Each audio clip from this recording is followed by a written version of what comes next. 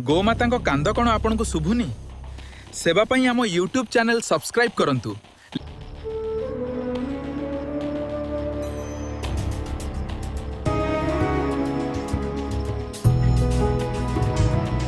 इतिहास साक्षी अच्छी जो दिन गोमाता लुह बही से दिन समाज ध्वंस होईची। निजर कर्तव्य बुझंतु।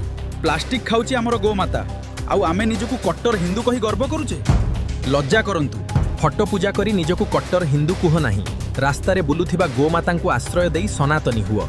आमे गोमूत्र को पवित्र औषध मानु हेले गोमाता रास्तारे छाड़ी देउ एही पाप आगामी पीढ़ी सहिबनी। जय गोमाता। जेउठी गाई असुरक्षित सेठु देवता माने भी पळांती।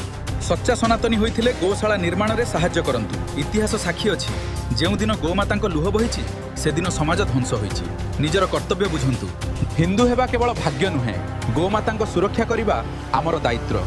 आज ही आगे आसंतु। जदि आज आमे गोमाता को आश्रय न देबा तेबे काली आम संस्कृति को रक्षा करिवो किए। सनातनी भाई माने जागृत हुओ।